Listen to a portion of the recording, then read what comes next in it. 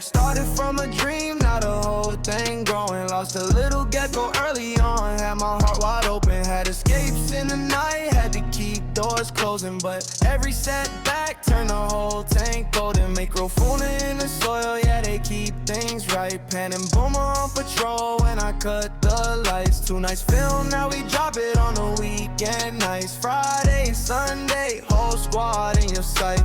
Every night a story, come and see with me. Yeah. I'm Ricky, and this is my tiny rainforest. Thank you for tuning in. Alright, before we even start, I want to share where this tank even started from. It didn't always look like this. This is a nice setup now. I started out simple, small, not small, but it looks a little, just regular. I was just, learning as I went. Didn't even know that if I was going to put any live bugs in the soil. I had geckos. I wanted to get them in there. I had some escapes along the way, a lot of them. And I lost a gecko even. Yeah, that taught me these setups are really, really sensitive. And that's not what you want. Now, this is just a look at how it used to be. It was regular, nothing really going on. These pictures just show how the tank looked in the beginning, before the plants started filling in, and before the microfauna settled in, and before Pan and Bomba called it home. So for those of you who don't know what microfauna is, there are all these living organisms in the soil or the substrate here. Some isopods, orange powder isopods right there. Nice big one. Nice color. All these ones, this is all the dwarf white isopods. And there's springtails in there too. This is exactly what a rainforest flora looks like right here. All the leaf litter being broke down and they're eating it all. They're eating it all up. Some more orange powders here. Nice, they got a nice color to them. I like those. And then back here there is a millipede. There's a millipede right there. There's about 7 of those in there. Millions of springtails, millions of dwarf whites. I'm not sure how many orange powders there is. They just started showing up more often, so I think their colony is getting pretty solid now. And if it wasn't for the springtails doing well, none of the microfauna would be doing well. So I got a plant I'm putting in here. I'm going to show you guys the whole process of planting the plants. Now this is a canary creeper vine that's going in there. Pothos, doing bad. I got these shipped to me. They were doing a little bad. Another pothos, doing okay. Another pothos, doing pretty bad. These were stressed out during shipping. Got them shipped to me from my buddy Courtney. And this is some type of tropical vine I bought from Walmart.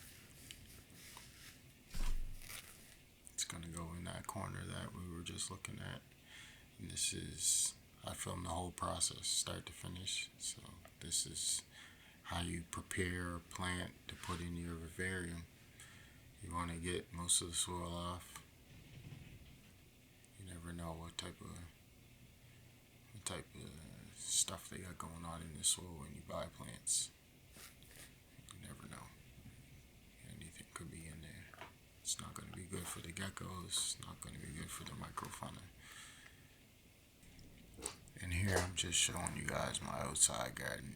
There's some tomato plants, a pepper plant back there, a couple strawberry plants, an apple tree, grape plants. It's just all the stuff I grow outside. Some of it's going to come back this year, some of it's not. There's milkweed back there too. Milkweed. That's that tall one. That's right there over by my shoulder. That's going to come back when the new year comes. It starts growing. So here's just some more examples of what I'm going to do. It's showing you guys. Get all the soil off there. And you just want to gently squeeze it, gently tease the soil off there so it just comes off, but you keep the root ball connected. Yeah, there you go. Just squeezing a little bit. Just squeeze a little bit. And it all just kind of falls off pretty easily. You don't want to, if it doesn't come off easily, you don't want to go too much and stress the plant. Don't hurt the soil, hurt the roots. Alright, and then boom, there you go. It's all done. It's very easy. Very easy. Just like that. It's a little bit old soil, but that's fine. It's fine. Alright. Our next step is for us to dig a spot for to put this. It's going to be right there.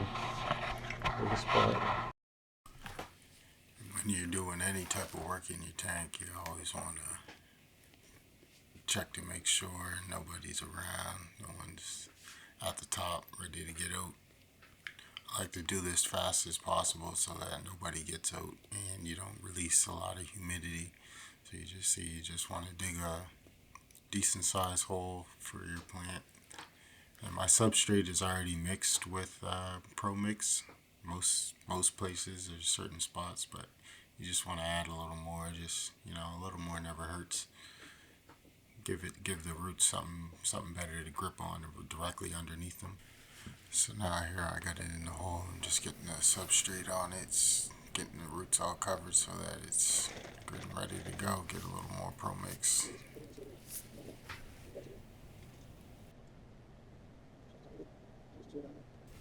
Now with my tank, I try to keep it as natural as possible.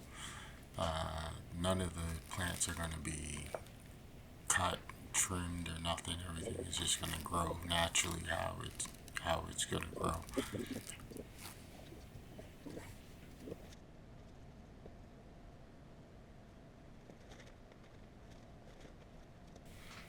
Now this is just me being a perfectionist. I always like to do that. I don't know. I like to have things looking kind of good, a little bit. Keep them how they were. Now this is where it is, what it looks like now. Pretty nice. Now next we're going to see a misting and a feeding.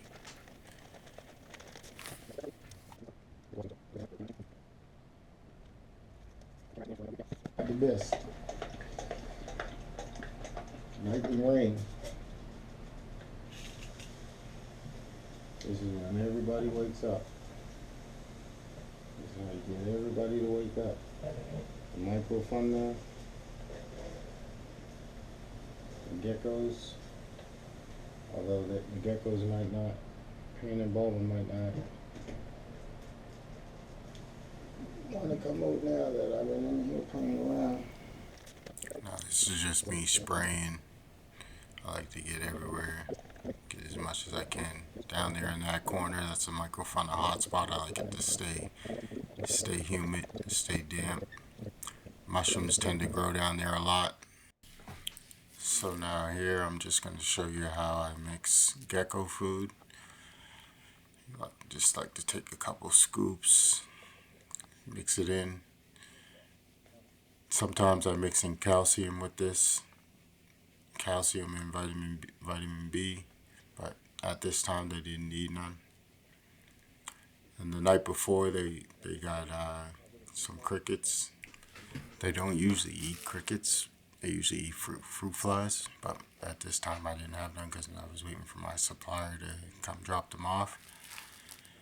So they were eating crickets for a couple days, but it's not bad because if crickets are too big, sometimes they get too big for them to eat. So, but if they're too big, then they'll get to die and become food for the microfungi, so it's a win-win either way. If the cricket gets too big, it dies, and if it doesn't, it gets eaten by the geckos. Either way, it's a win-win. Panda Bomber will get them. Now, I had mixed a little bit too much water here. I usually like to keep it a little runny, but not so runny, so it doesn't dry up as fast. But you usually mess up. So whatever side has more water, I put on the right side. underneath the shaded side, it dries up less quick. And I think Balma eats over there. And she's bigger anyways. She's bigger. She likes to hunt more. She's more active. And Pan is more cautious. She doesn't come out as much. She comes out a little bit, but on her own time.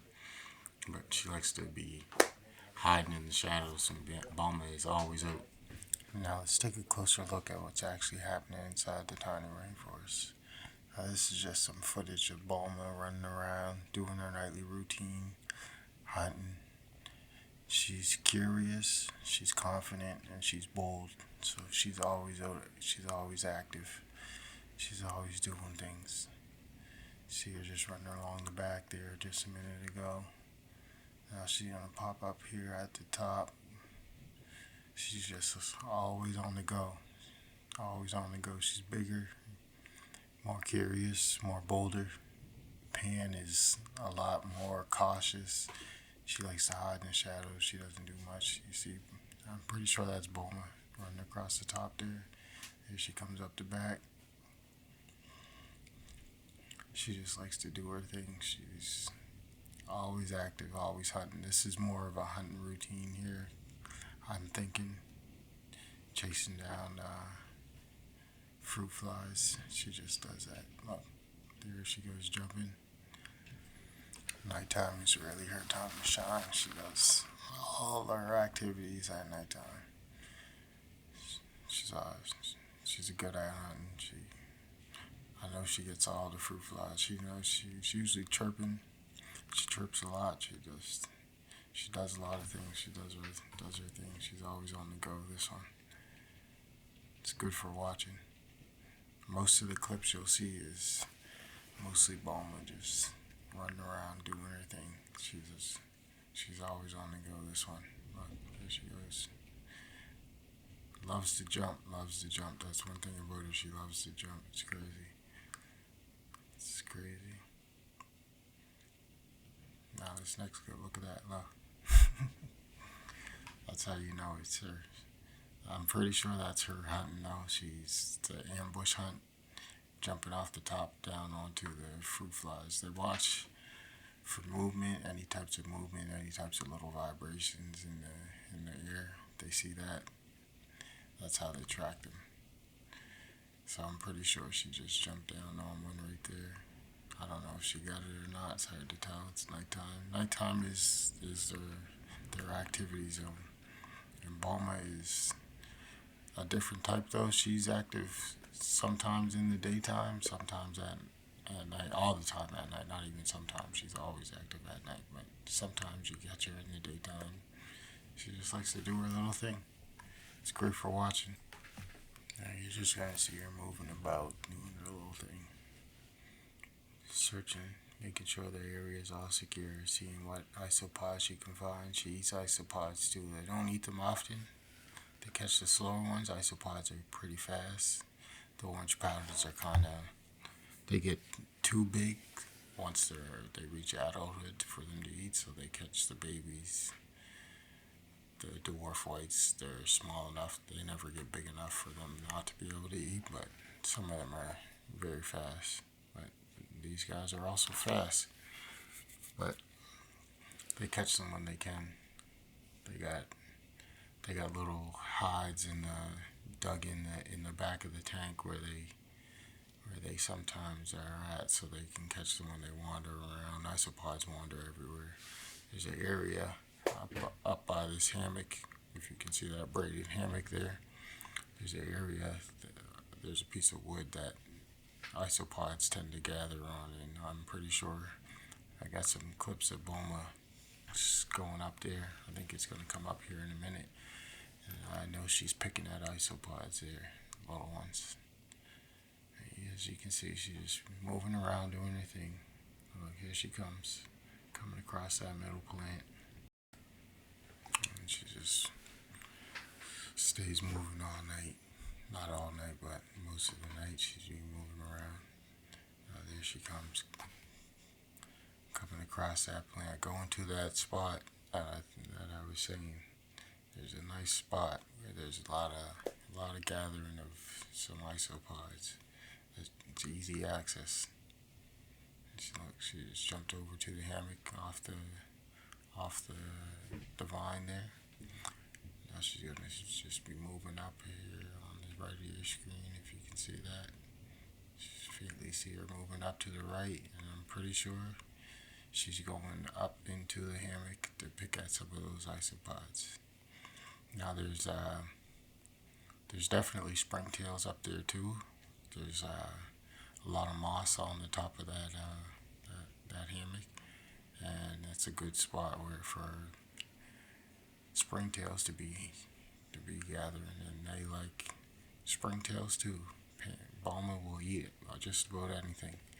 If it moves, she's gonna try to eat it. Pan is just kind of cautious, so she doesn't really like to come out and show herself too much. She just stays back. She kind of watches Bulma. Now Bulma got some eggs in her as well, which she'll be laying here soon. I can't wait for that. I'm Ricky, and thanks for joining me in the tiny rainforest. Keep an eye out for the isopod update. That's going to be all isopods. If you like them or you want to learn about them, that's going to be a treat for you.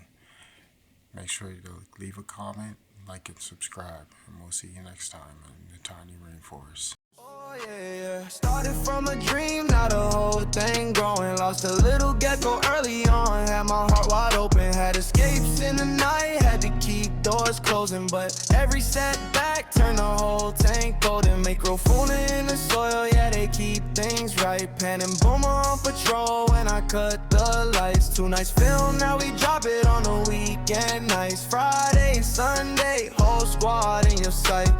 Every night a story, come and see what it means. Oh.